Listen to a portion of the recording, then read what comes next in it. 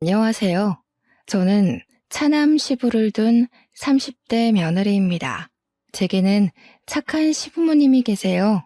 시부모를 일컫는 소개에 착하다는 수식어가 무척 어색할 수 있다고 생각하는데요. 저도 제가 이렇게 귀여운 시부모를 만나게 될 줄은 몰랐네요. 남편을 사랑하니까 조금은 손해보더라도 시부모님 잘 모셔야지 생각하며 결혼을 시작했는데 딸 같은 며느리라는 말의 진리를 경험하게 되었습니다. 그냥 저는 시댁에서 며느리 타이틀을 단 딸이었다는 거죠. 그만큼 시부모가 저를 많이 편하게 대해주고 위해줬다는 겁니다. 그래서 제 결혼 생활에 스트레스가 없었냐고요? 그랬다면 이런 사연 커뮤니티를 찾지 않았겠죠. 제가 그냥 인터넷상에 고민을 올렸다가 우연히 사연들을 접하게 되어 이곳까지 찾아온 건데요. 웃기게도 저의 스트레스 근원은 시댁이 아닌 시댁의 큰집 사람들 때문이에요. 저 우리 시부모님을 친정 부모님만큼 아낍니다. 저한테 물심양면 퍼주시는 우리 시부모님이 제 사람들이나 마찬가지예요. 저는 평소 행실이 불량스러운 사람은 아니지만 제 사람 건드리는 인성 못난 인간들을 보면 불꽃이 튀어요. 특히 그게 우리 가족 일이라면 제 마음속 폭주 기관차가 정신을 못 차리고 직진만 한답니다. 그래서 제가 본의 아니게 시댁과 큰집 사이에서 방대한 불을 지피고 말았네요. 제가 잘한 짓인지 아닌지는 저도 잘 모르겠습니다. 다만 후회하지는 않아요. 아마 다들 제 입장 들어보시면 이해해 주시지 않을까 싶습니다.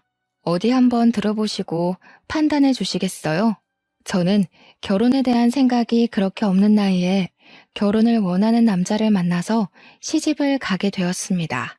결혼에 대해 부정적인 인식이 늘어가는 요즘 세상에서 저는 딱히 해도 되고 안 해도 되는 입장이었어요. 그래도 시부모 때문에 고충을 많이 겪는다는 고민들을 보면 안 하는 편이 좀 더 낫지 않나 정도만 생각하는 사람이었죠. 그런 저를 결혼에 대해 긍정적으로 바꾸게 해준 사람이 남편입니다.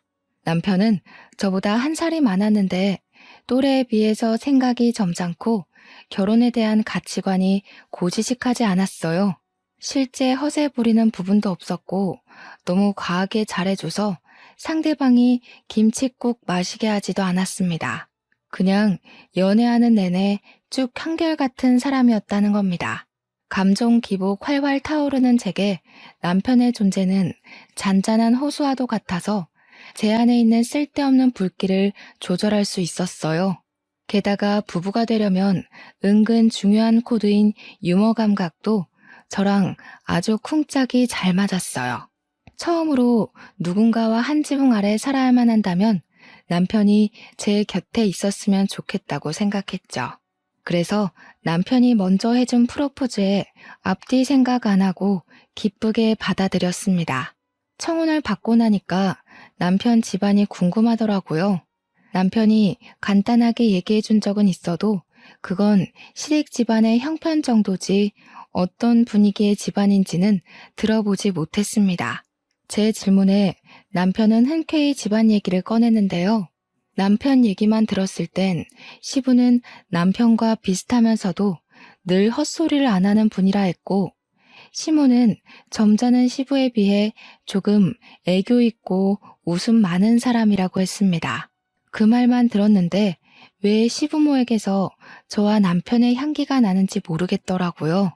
어딘가 모르게 비슷한 결이라고 생각이 되어서 그런가 시부모에 대한 긴장은 크게 하지 않았습니다. 역시나 시부모는 인품이 훌륭하신 분들이었어요. 우선 저를 많이 사랑해줬고 딸이 없는 집이라서 그런지 마치 딸이 생긴 것 같다고 특히 시모가 제게 많이 관심을 줬습니다. 시부모 반응이 이런데 친정에서는 얼마나 고마웠겠어요. 저희 친정 부모님이 저 결혼하고 제가 합가한다는 소식에 한우 세트를 2세트나 보내셨습니다. 그런 시부모님은 또 며느리 잘 뒀다고 저를 더 좋아해 주셨죠. 남편이 시부모님 나쁜 사람 아니라고 말했던 건 틀린 말이었어요. 나쁜 사람 아닌 게 아니라 그냥 세상 착하고 순하고 바른 분들이셨습니다. 특히 시모는 제가 시모를 졸졸 따라다니면서 집안일을 배우려고 해도 가서 TV 보고 앉아있으라고 젊을 때 몸 사려야 한다며 저를 자꾸 주방에 못 오게 하시는 분입니다. 하지만 저는 제가 좋아하는 사람에게 잘해주고 싶은 고집이 장난 아니거든요. 그래서 끝까지 시모 옆을 붙어 다니며 시모와 같이 어울려 노는 걸 즐겼습니다. 시모는 딸 같다 하다가 한 번씩 실수로 딸이라고 부른 적도 있었어요. 그렇게 시모랑 가깝게 지내기를 7개월이 지났을까요? 다음 달 명절을 앞두고 있는 상황에서 시모가 달력 날짜를 보며 몇 번이고 한숨을 쉬더라고요. 웬만하면 어두운 얼굴 안 하시는 분인데 표정이 근심이 가득해 보였습니다. 제가 또 안 물어볼 수 있나요? 시모한테 가서 고민 있으면 저한테 털어놓으라고 했죠. 그때 처음으로 시댁을 괴롭히는 큰 집에 대한 존재를 듣게 되었습니다. 내가 그 집 사람들 만날 생각만 하면 이렇게 일찍부터 가슴이 콱 막히고 심장이 크게 뛰어. 어쩜 그리 못 되는지 생각만 해도 치가 떨린다니까. 내가 세상 살다 그렇게 못돼 처먹은 사람들은 처음 봤다. 아이고, 또 내가 쉰소리를 해버렸네.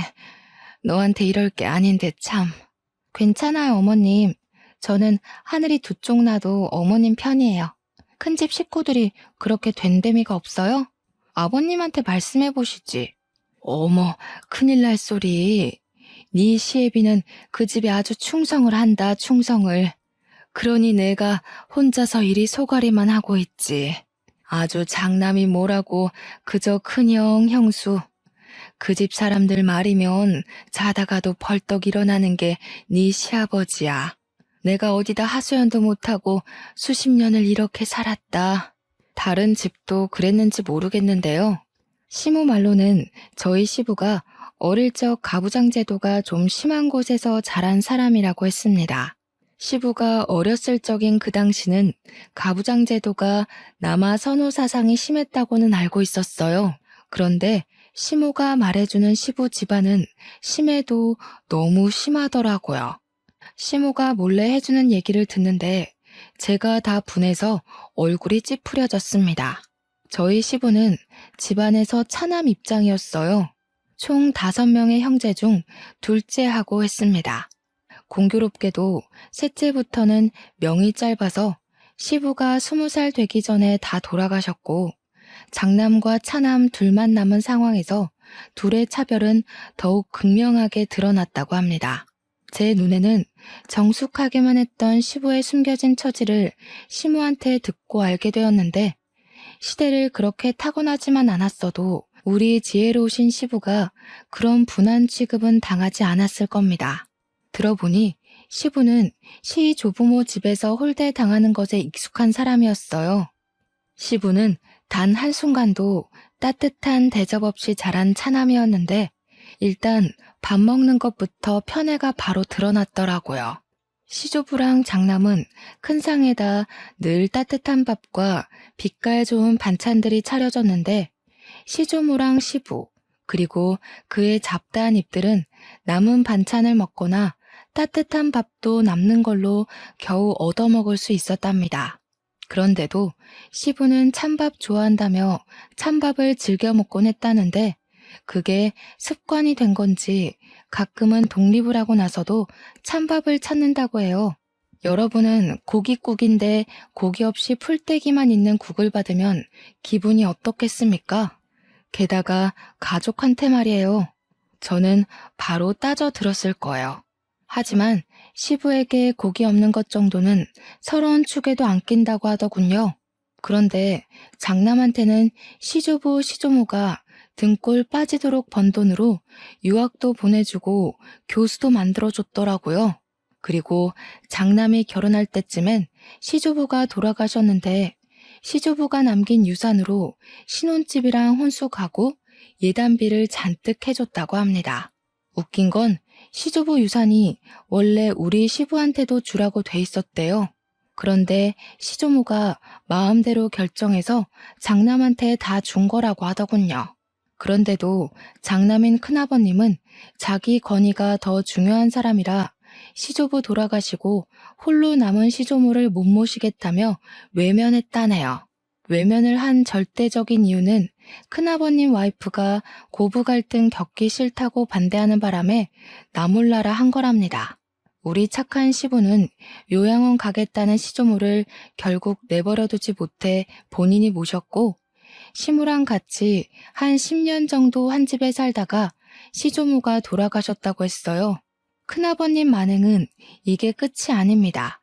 시조모가 돌아가시고 나서도 장례 절차를 담당한 건 장남이 아니라 차남인 시부였어요. 큰아버님은 당시 자기 식구들을 데리고 외국에 살고 있어서 못 오는 상황이었다고 해요. 제가 볼 땐 여기까지만 들어도 큰아버님의 장남 자격은 충분히 박탈되었다고 보는데, 아무도 장남이 저렇게 막 나오는 걸 뭐라 하질 않으니 저렇게 컸겠죠. 특히나 시조부모가 너무 장남을 아꼈던지라 장남이 이기적으로 나오는 것에 대해선 별로 개의치 않았나 봐요.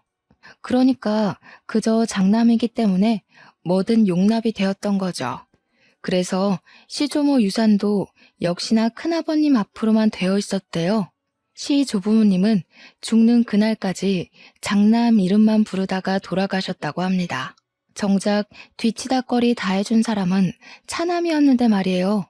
착한 시모는 그때 처음으로 사람 묘자리 앞에다가 침을 뱉었다고 했습니다.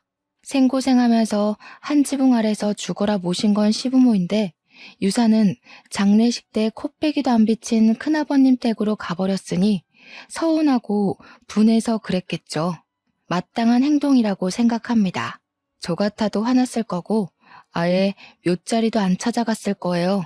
아니, 어떻게 직장에서 받아도 서러운 차별을 가족이 가족한테 그럴 수가 있는 겁니까?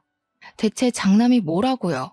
우리 시부도 시조부모 피를 받은 똑같은 아들 입장 아닌가요? 시모 얘기만 들어도 화딱지 나는 상황에서 저는 한 번도 보지도 못한 시조부모가 얄밉기까지 했습니다.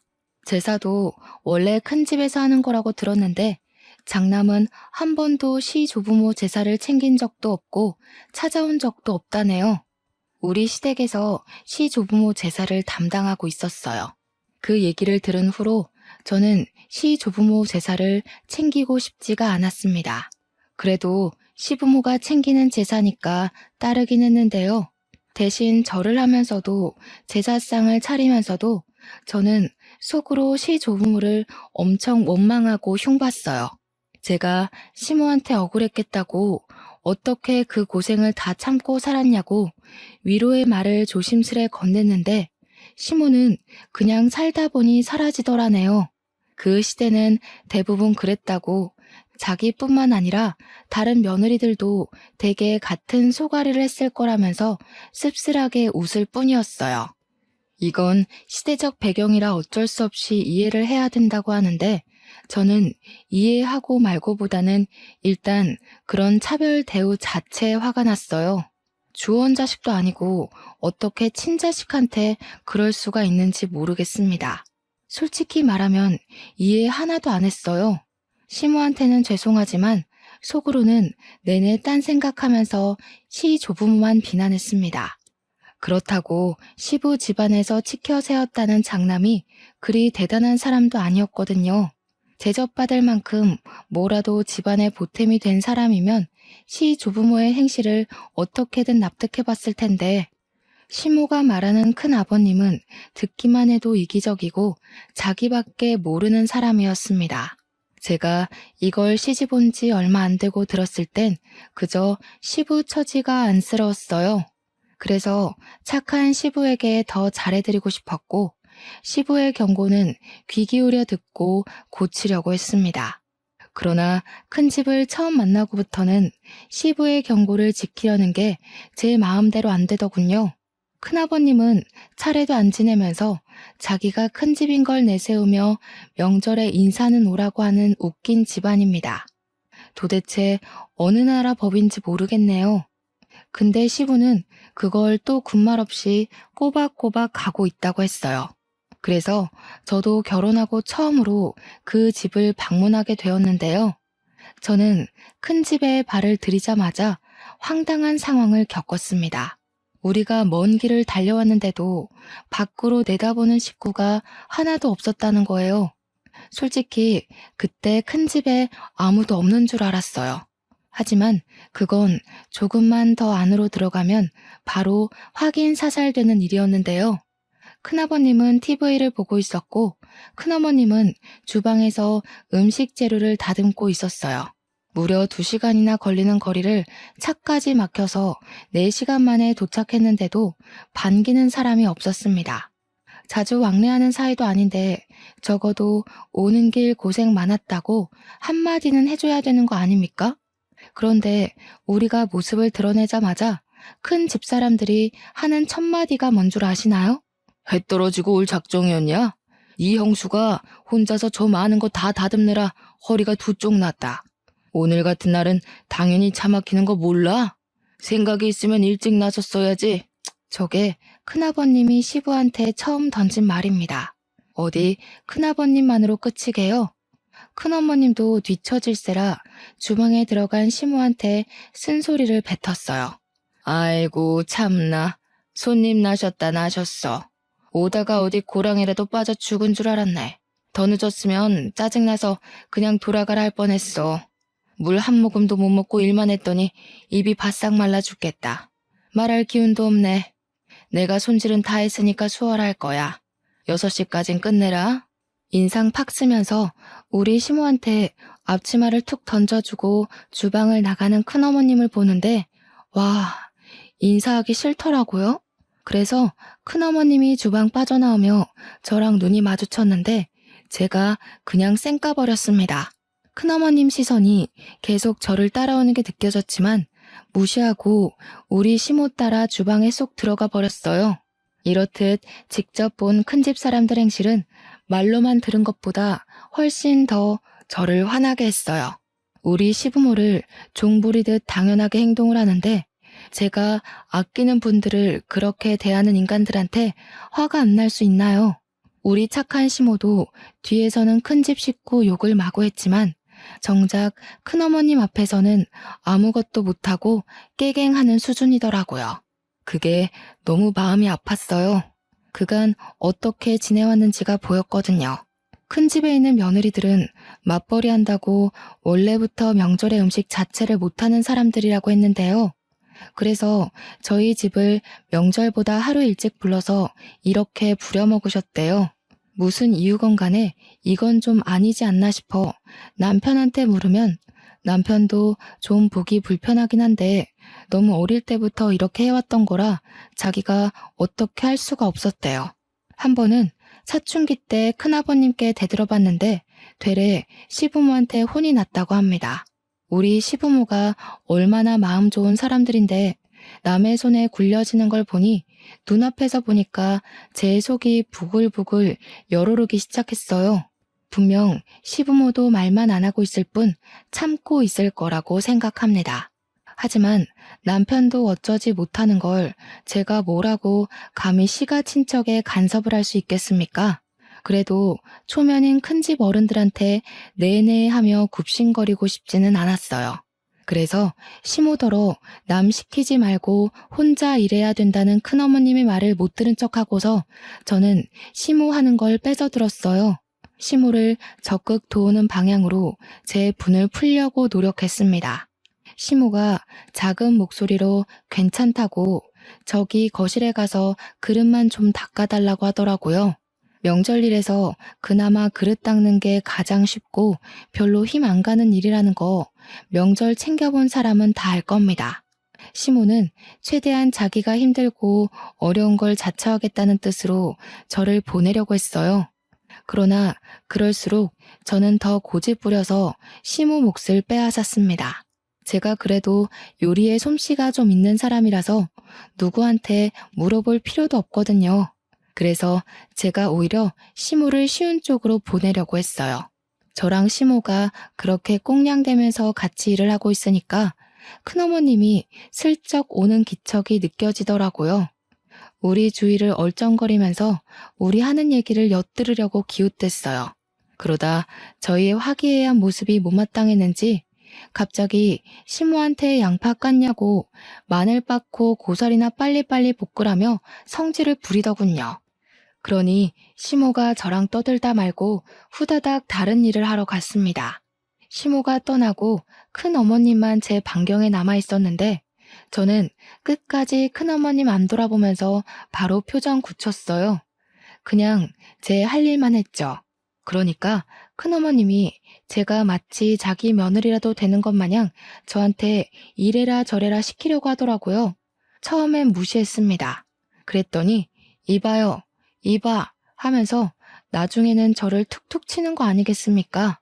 말본새부터 초면에 쉽게 터치하는 것까지 딱 봐도 불량스럽기 그지없는 할망구였어요. 내 말이 안 들리나? 그거 지금 할 필요 없다고. 저기 가서 전 부칠 펜 좀 달거라. 주방일 안 해봤니? 일머리가 있는 편은 아닌가 보구나. 애가 빠릿빠릿하지 못하네. 죄송해요. 저는 저희 어머님 며느리라서요. 다른 사람 말은 귓등으로만 들어요. 큰어머님이야말로 할 일도 없이 돌아다니지만 마시고 손 좀 보태세요. 그럼 더 빨리 끝나지 않겠어요? 저도 일머리 없다지만 큰어머님도 그렇게 썩... 저는 싱긋 눈웃음 치면서 차분한 톤으로 고개만 까딱 인사했습니다. 그리곤 또 큰어머님 말을 무시하며 제 할 일만 했어요. 그런데 저 때문에 시모도 놀라고 큰어머님도 충격 먹어서 순간 정적이 흐른 거 있죠. 그러거나 말거나 저는 하고 있던 시금치 나무를 조금 떼서 시모한테 조르륵 달려갔고 눈치 없는 사람처럼 간 좀 봐달라고 애교만 부렸습니다. 우리 귀여운 시모 당황해서 얼떨결에 간을 봐주더라고요. 그러면서 큰어머님 눈치는 계속 봤고요. 좀 싱겁죠? 아, 어머님 솜씨 따라가려면 더 배워야겠어요. 어머님은 어쩜 그렇게 요리를 잘하세요? 제가 진짜 100점짜리 시어머니를 뒀네요. 큰어머님은 우리 모습이 기가 찼는지 그 뒤로 주방을 박차고 나가서 들어오질 않았습니다. 주방이 보이는 방향으로 거실에 앉아 저랑 시무를 노려보고만 있더군요. 저는 제멋대로 행동한 거라 시무가 한 소리 할 줄 알았는데 다행히 시무는 아무 언급도 안 하셨어요. 그냥 저한테 더 살갑게만 대할 뿐이었습니다. 그리고 제가 남편에게 부탁해 거실에 놓인 그릇 좀 닦아달라 했어요. 며느리 부탁이면 하늘의 별도 따줄 것처럼 귀한 대우 주는 시부까지 제 말에 그릇 닦는 걸 도왔습니다. 그런데 큰어머님 산을 넘었더니 이번에는 주야장천 TV만 보던 큰아버님이 문제였어요. 그새를 못 참고 시부한테 나불거리는 거 아니겠습니까? 야야 형기야, 물기 있는 걸로 닦았으면 마른 수건으로도 닦아야지. 거참 몇십 년째 명절을 챙기는데 아직도 초짜짓을 하냐. 너는 어쩜 예나 지금이나 발전이 없냐. 큰아버님은 말마다 혀를 차는 습관이 있더라고요. 그것 때문에 사람을 더 무시하는 본새가 심하게 느껴졌고 저는 순간적으로 우라가 치밀었습니다. 아, 진심으로 짜증나대요. 제가 이렇게 속에 열이 많은 사람인지 여태 모르고 살았어요. 저는 부쳐놓은 고추전을 바구니를 들고서 베란다에 건조를 시켜야겠다고 룰루랄라 거실을 가로질렀습니다. 그러고는 바닥에 양말이 미끄러진 척 들고 있던 바구니를 날려 큰아버님 머리통에 쏟아버렸어요. 그러자 큰아버님은 소리 꽥 질렀고 큰어머님은 난리 나서 큰아버님의 원형 탈모 머리를 손으로 닦고 문질렀습니다. 어머나, 죄송해요, 큰아버님. 바닥이 왜 이렇게 미끄럽지? 아, 여기 바닥에 기름기가 있네. 큰어머님 청소 안 하셨구나. 평소에 좀 제대로 해놓으시지. 오늘 같은 날은 손님도 오는데 집안 안 살펴놓으셨어요? 그런 건 저도 아는 기본인데 아쉽네요. 뭐야? 얘, 뭐 이런 애가 다 있어? 동서 당장 이리 안 튀어와? 무슨 이딴 계집애가 다 있냐고. 대체 며느리 교육을 어떻게 시키는 거야? 시모는 큰어머님 앞으로 조르륵 와서 죄송하다고 머리를 조아렸습니다. 그럼에도 며느리가 실수했다든지 며느리가 잘 몰라서 그랬다든지 제 잘못이라는 건 언급하지 않았어요. 그냥 형식상 상황을 크게 안 만들려고 사과하는 뉘앙스처럼 들렸습니다. 큰어머님은 그런 시모의 사과를 듣기 싫다고 호통치면서 큰아버님 머리통 식힐 수건을 빨아오라고 시켰고 시모는 급하게 욕실로 뛰어갔죠. 남편이랑 시부가 나서서 쏟아진 전을 치우는데도 우리 식구들 중 제 탓을 하는 사람은 아무도 없었습니다. 그저 묵묵히 큰아버님, 큰어머님 불호령을 듣고만 있었어요. 우리 식구 전부가 다들 행동 싸 보이지 않게 무게를 유지하고 있었는데요. 유독 저만이 유난을 부렸어요. 제 생각에도 제가 좀 설쳐댔던 것 같습니다. 그 말은 즉 시모한테 찬수건 심부름 시킨 큰어머님이 또 마음에 안 들더라는 겁니다. 그래서 그걸 또 가만두지 못하고 일을 저질러 버렸어요. 큰어머님, 큰일 날 소리세요. 언제 찬수건 빨아서 큰아버님 머리 식히려고요? 그 사이에 큰아버님 머리 다 화상 입겠어요. 빠릿빠릿하게 움직이셔야지. 그리곤 저는 시부가 그릇 닦느라고 젖은 수건 더럽혀 놓은 걸 주워서 큰아버님 머리에 찰싹 붙였습니다. 평소 결벽증 있다는 큰아버님은 냄새나는 행주 공격에 충격받아서 그대로 얼어붙었고 큰어머님이 대신 악 소리를 지르며 저를 밀쳐냈어요. 시모가 찬수건을 가져왔을 때는 이미 큰어머님이 저더러 당장 이 집에서 꺼지라고 호통치고 있는 중이었어요. 저는 큰어머님 목청에 놀라고 겁먹은 척 눈물을 보였고 귀를 틀어막으며 큰어머님한테 부탁했어요. 큰어머님, 화통 삶아먹은 줄 알겠어요. 제가 어릴 때 교통사고 때문에 큰 소리에 트라우마가 있어서요. 제발 목소리 좀 낮춰주세요. 당장 끌어내라. 무슨 저런 년이 다 있나 몰라? 어디 어른한테 버르장머리 없이 이래라 저래라야? 빨리 꺼지지 못해? 제 도발에 얼굴까지 시뻘개진 큰어머님은 저를 잡아먹을 듯 쏘아봤습니다. 저는 겁먹은 척 얼빠져 있는 남편과 시부, 시모를 데리고 그만 가보겠다고 급하게 인사드렸어요. 물론 죄송하단 말은 해줬습니다. 시부의 가족이라니까 일말의 예의라고 봐주시면 되겠어요. 어쨌든 저도 제가 왜 큰 집에서 그런 소동을 벌였는지 모르겠어요. 풍비박산 수준으로 망쳐버린 첫 명절. 제가 제 분을 참지 못해 시부모 허락 없이 큰 집을 뒤집어 버린 거 아니겠습니까? 집에 귀가하고 나니까 그제야 시부모님 눈치가 보이더라고요. 그래서 별다른 변명 않고 입 싹 닫고서 집에 들어가자마자 무릎을 꿇었습니다. 시부모께 죄송하다고 용서를 빌었어요. 그랬더니 시부는 일찍 자야겠다고 방에 들어가 버렸고 시모는 시부가 방에 들어간 걸 확인한 뒤에야 뒤늦게 깔깔 웃음이 터졌습니다. 내가 정말 우리 새아기 때문에 산다. 나 진짜 웃음 참느라 죽는 줄 알았어. 어쩜 이렇게 교육을 잘 받았니? 사돈어른이 딸 하나는 기가 막히게 키우셨구나. 내 언제 한번 사돈댁에 식사를 대접해야겠어. 우리 집에 이런 귀한 딸을 보내주셨는데 가만히 있어선 안 되지. 시모는 그 어떤 날 때보다 아기 햇님처럼 해맑은 얼굴을 하고서 방에 들어가셨습니다. 어안이 벙벙했어요. 시부모 두 분 다 제게 별다른 혼을 안 내길래 실수한 게 아니라는 건가 싶어서 좀 헷갈리더라고요. 한참 나중에 남편이 말해줘서 알았는데 그날 일 때문에 자기도 10년 묵은 채증이 내려간 기분이었다고 했어요. 그러면서 아마 시부모도 그랬을 거라고 말해주었습니다. 시모가 깔깔 웃었던 걸 생각하면 남편 말이 영 신빙성 없는 건 아니었어요. 그럼에도 한날은 시부가 제게 슬쩍 다가와서 그날의 얘기를 흘리듯 툭 꺼내셨는데요. 저를 혼내는 건 아니었고 다시는 그러지 말라고 점잖게 일러주기만 했어요. 그 말을 들으니 시부가 큰 집 눈치를 많이 본다는 게 확 느껴지더라고요. 아무래도 시부한테는 과거의 집안 제도가 여전히 몸속에 남아있는 듯 했습니다. 큰 집이 너무너무 얄밉지만 장남이기 때문에 차남 입장에서 예의는 갖춰야 한다는 뭐 그런 심리 같았어요. 그런 시부가 여전히 안쓰러워서 저는 최대한 시부를 생각하고 시부만 위하자 그렇게 다짐을 했는데요. 도대체 왜 자꾸 큰 집 식구만 보면 제 안에 다른 자아가 튀어나오는지 모르겠습니다. 첫 명절에 거대한 대면식을 치른 후 제가 두 번째로 큰 집을 만나게 된 건 큰 집에서 직접 우리 시댁에 찾아왔을 때였어요.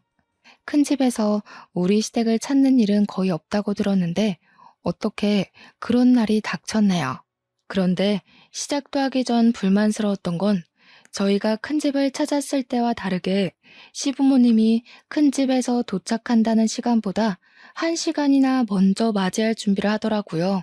마치 집안에 또 다른 행사라도 생긴 것 마냥 집안 상태며 냉장고 상태며 화장실이며 신경 쓰는 게 한둘이 아니었습니다. 시모 말로는 큰 집이 참 말 많은 사람들이라서 그게 너무 지치고 피곤하니까 미리 차단하려고 그러는 거라네요. 그렇게 도착한 큰 집 사람들을 저희가 다 쪼르르 나가 환대를 해주었습니다. 큰 집을 문 앞에 마중 나간다는 것 자체가 못마땅했지만 시부가 하니까 저도 시부를 위해서 예의를 차렸어요. 제가 안녕하세요 하는 순간 큰어머님이 제 앞을 지나가면서 저를 엄청 째려보더라고요. 지난 명절 때 일로 계속 화나 있는 듯 했어요. 그리고 큰아버님은 이번에 모자를 쓰고 오셨더라고요. 혹시 그날 진짜 화상이라도 입으신 건가 했더니 모자를 벗은 뒤 깔끔한 머리통인 걸 보고 안심했습니다. 모자도 그냥 벗은 게 아니라 눈앞에 차려진 다과상에 뜨거운 게 없는지 살핀 후에야 벗더라고요. 그러면서 큰아버님이 저를 슬쩍 눈치 보셨는데 그땐 살짝 웃음이 나올 뻔했어요. 그도 잠시. 큰 집 사람들 앞에서는 역시나 웃음이 사치더군요.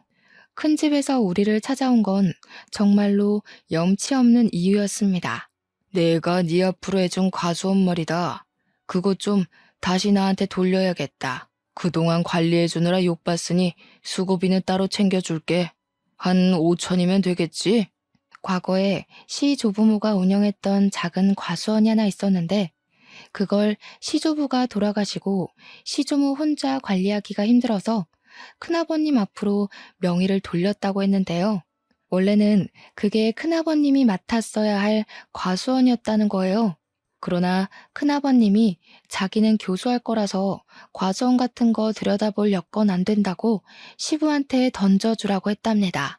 그래서 시부는 과수원 일 때문에 하고 싶은 공부까지 포기하고 과수원만 정성껏 돌보며 살았대요. 과수원은 시모를 만나기 전부터 갖고 있던 거라 어쩌면 시부의 세월이 고스란히 묻은 고향과도 같은 것이었어요. 시부는 과수원도 시 조부모가 남긴 유산이라면서 자기에게 남은 유일한 부모의 존재라고 보고 엄청 아끼는 보물이라 했습니다. 과수원이 가족 다음으로 소중한 재산이라고 말씀하시던 시부 마음에 감동받아 제가 똑똑하게 기억하고 있었어요. 그런데 그게 원래 큰아버님 거라는 건 그날 처음 들은 사실이었습니다. 이걸 팔겠다는 거야? 그건 안 돼. 아버지가 얼마나 아낀 건지 알잖아. 이렇게 확장까지 해서 규모도 꽤 커졌어. 갑자기 팔아넘기면 우리 과수원이랑 협력한 업체는 다 어떡하라고. 계약 위반이야 이거. 어지간히 효자인 척한다. 아버지 어머니 돌아가시고 없는데 계속 키워봤자 뭐하냐. 두 분 살아계실 때나 가꾸는 척 선심 써줬으면 된 거지. 계약 자랑은 말솜씨만 좋으면 다 타협할 수 있는 거고. 너도 과수원 때문에 네가 하고 싶은 일 못하면서 살았잖아. 이제라도 나한테 넘기고 넌 노후에 하고 싶은 거 하면서 지내. 시부는 늘 큰아버님 말에 오케이를 하던 사람이었습니다. 그러나 이번 제안만큼은 쉽게 고개를 끄덕이지 못하시더군요. 시부의 심기가 많이 불편한 것이 제 눈에도 다 보였습니다. 시부가 대놓고 티를 내셨거든요. 그러니 다른 식구들 눈에도 당연히 들어왔겠죠. 큰아버님도 시부가 바로 답을 안 주자 이것 봐라 싶었는지 헛웃음을 뱉었습니다. 어쭈? 설마 너 그 재산 탐내냐? 내가 너더러 땅덩어리 관리만 하라고 했지 주제넘게 재산 탐내라고 그랬어? 얘가 아주 요망스러운 생각을 하고 있었네. 내가 진작에 안 찾아왔으면 아주 꿀꺽했겠다. 그게 아니라 이걸 팔아버리면 돌아가신 아버지 어머니 볼 면목이 없어서 그러지. 내가 어디 재산 탐낸 적 있어? 나 부모님한테서 쌀 한 톨도 받은 적 없는 사람인 거 알잖아. 적당히 해라. 그런다고 죽은 부모님 돌아오는 거 아니다. 지금은 내가 부모야. 이미 죽은 사람은 더 이상 입에 올리지 말고 땅 문서나 좀 가져와봐. 집을 하나 매매하려는데 자금이 좀 부족해서. 형님, 말 좀 가리지. 부모님이 형님한테 어떻게 해줬는지 잊었어? 형님 지금 호의호식하고 사는 거 다 부모님 덕분 아니야? 다른 사람은 막 나가도 형님은 그러면 안 되지. 형님만큼은 죽을 때까지 부모님 기리고 기억하면서 감사하고 살아야 돼. 그런데 뭐? 죽은 사람? 이게 교수했다는 사람 입에서 나올 말이야? 이 자식이 약을 잘못 먹었나? 지금 대꾸하냐? 너 이 새끼 땅 넘기기 싫어서 괜히 질질 끌려는 거지? 원래 그거 내 땅 아니냐? 와, 웃기는 새끼네. 부모 앞에서 고상한 척 욕심 없는 척 하더니 결국 이거였어? 내가 아주 호랑이 새끼를 키웠구나. 어른들의 신경전은 한낱 젊은 사람들의 신경전과 차원이 달랐습니다. 쌍욕이 없는 가벼운 듯한 대화이면서도 눈빛이 주고받은 기운 때문에 분위기 무게가 정말 삼엄했어요. 매일 큰아버님한테 져주던 시부가 처음으로 의지를 굽히지 않자 두 분의 팽팽한 기싸움은 더 무섭고 길게 이어졌습니다.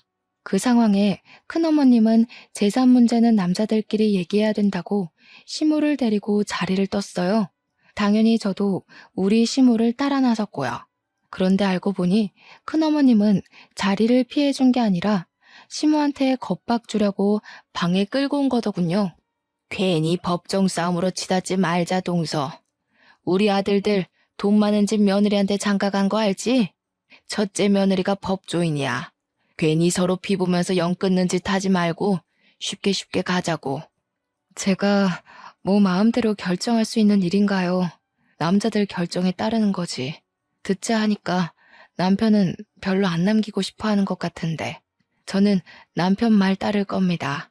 저한테 이러시는 거 아무짝에 소용없어요. 말기 못 알아먹네. 그래서 지금 버티겠다는 거야? 우리 며느리한테 전화해. 아무리 명의가 너희 쪽으로 돼 있다고 해도 우리 며느리가 법조인인 이상 너희들 손해야. 팔은 안으로 굽는 법이거든. 나 세 번째까지는 곱게 안 묻는다. 땅 문서 어딨어? 난 그런 거 모른다니까요. 그런 중요한 것들은 남편이 다 관리하지 난 아무것도 손 안 대요. 솔직히 내가 안다고 해도 별로 알려주고 싶지는 않네요. 저희 집에 뭐 하나 신경 써준 적도 없잖아요. 시모는 제가 옆에 있어서 그런지 나름 용기 내서 큰어머님께 할 말을 잘하셨습니다. 그런 시모가 자랑스러웠어요. 큰어머님을 화나게 하는데 충분히 성공했더라고요. 얌전한 고양이가 부뚜막에 올라간 셈이었죠. 하지만 큰어머님이 참지 않고 법조인 며느리한테 전화를 걸겠다고 폰을 들었을 때 시모 표정은 금세 후회를 되찾았습니다. 시모 눈동자가 불안으로 떨리는 걸 봤어요. 시모는 아마 시부와 의논 없이 혼자 결정하는 걸 잘 못하는 것 같았고 시부 허락 없이 큰 일을 만들지도 못하는 사람 같았습니다. 그 사이 큰어머님은 진짜로 첫째 며느리에게 전화를 걸었어요. 그런데 신호음이 가기도 전에 곧바로 전화가 꺼졌습니다. 큰어머님이 당황해서 다시 전화를 걸었는데 또 안 받았어요. 큰집 사람들을 보면 의외로 웃긴 포인트가 좀 있어요. 전화 튕기는 걸 보는데 큰어머님의 당혹스러운 표정이 너무 재밌어서 순간 웃음이 터질 뻔했지 뭡니까. 그러면서 큰어머님이 애써 변명을 가미했는데요. 우리 며느리가 지금 재판 있나 보네. 바쁜가 봐. 하면서 태연한 척을 하는데 얼마나 우습던지. 심지어 더 웃긴 상황은 따로 있었습니다. 큰어머님이 자기네 며느리들은 바빠서 한가하게 집에만 있는 저랑은 다르다는 식으로 비꼬고 있을 때였어요. 전화를 튕겼던 첫째 며느리한테서 다시 전화가 걸려온 겁니다. 그러자 큰어머님 표정이 승기라도 잡은 것 마냥 들뜨더라고요. 바로 시모 얼굴 앞에다가 당당하게 자기 폰을 들이밀면서 자랑을 했습니다. 좀 봐라 얘. 아무리 바빠도 얘들이 이렇게 예의가 바르다. 다시 전화 주잖니. 이 애들은 우리를 아주 하늘로 모셔. 누구처럼 감히 며느리가 시애미한테 시시덕거리면서 까불지 않는단 말이다. 며느리에도 다 급이 있는 거야. 동서는 어쩜 며느리 보는 눈까지 없었대? 큰어머님은 저랑 시모를 쌍으로 엿먹여주고서 뿌듯하게 전화를 받았는데요. 받자마자 수화기 너머로 첫째 며느리의 성난 목소리가 쨍쨍 울렸습니다. 먼저 전화하지 말라고 했는데 왜 자꾸 전화하냐고. 약속 어기면 당장 이혼해버릴 거라는 협박의 톤이 묻어 있었어요. 큰어머님이 늙어서 귀가 안 좋으니까 음량을 크게 해놨는데 덕분에 우리한테도 다 들렸던 거죠. 차라리 전화 안 받을 때가 덜 쪽팔렸겠어요. 훨씬 더 매정하게 끊긴 전화는 큰어머님 얼굴을 시뻘겋게 만들었습니다. 정적이 흘렀는데 그 순간 저는 이때다 싶어서 시무 팔짱을 끼며 말했어요. 참, 어머님, 제가 아버님한테는 말씀드렸는데 어머님한테는 기회가 안 돼서 말 못했는데요. 저희 큰아빠가 얼마 전에 판사 퇴직하셨거든요. 인맥이 엄청 넓으셔서 우리 큰아빠 이름 대면 후배들이 다 안 돼요. 근데 큰아빠가 절 엄청 아껴요. 제가 시집갈 때 아빠 말고 큰아빠가 울었거든요. 잠깐만 기다려보세요. 저도 오랜만에 전화 좀 해봐야겠네요. 거기서 시모는 역시 계속 얼떨떨하게 저를 바라봤고 큰어머님만 어리둥절했어요. 큰어머님이 진짜로 자기 며느리한테 전화를 걸었던 것처럼 저도 거짓말 않고 진짜로 큰아빠한테 전화를 했거든요. 역시 우리 큰아빠. 컬러링 들리기도 전에 받더라고요. 큰아빠 집에는 아들밖에 없어서 시부모가 저를 예뻐해주는 것처럼 큰아빠도 제게 딸 그렇게 불러줍니다. 큰아빠, 오랜만에 전화해서 이런 말부터 하는 거 미안해.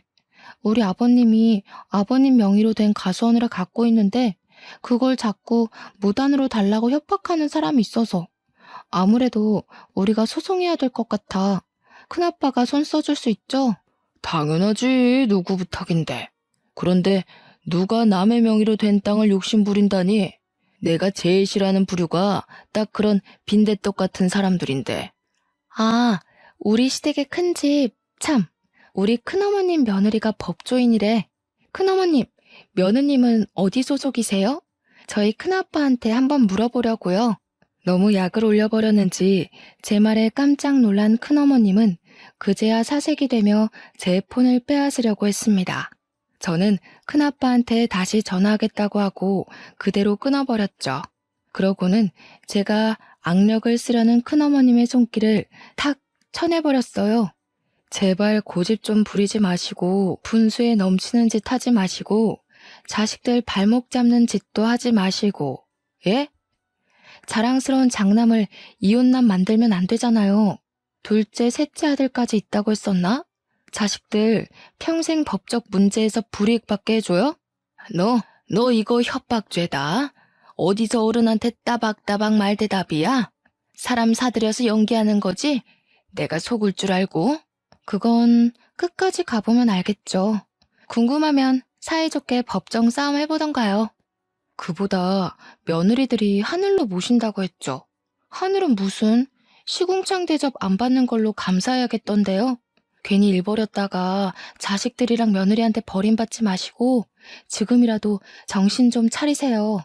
이제는 우리 시모가 아니라 큰어머님이 누나를 불안하게 굴리셨어요. 그러면서도 대꾸는 못해서 바보같이 어버버거리기만 하더라고요. 이후 저희에게 그 어떤 잘난 체도 못하고서 쌩 방을 나가버렸습니다. 얼마나 당황했으면 나가다 문턱에 발가락을 찧었는데도 절뚝거리며 뛰쳐나가버릴까요? 시모를 모시고 그 뒤를 따라 나갔더니 거실에선 큰아버님이 시부 멱살을 잡고 있는 장면이 기다리고 있었어요. 시모가 깜짝 놀라서 시부한테 달려가려 했는데 그럴 필요가 없을 것 같아 제가 시모를 붙잡았습니다. 곧 큰어머님이 알아서 큰아버님과 시부를 갈라놓더니 큰아버님 옷을 챙기고 모자를 챙기고 난리가 났더라고요.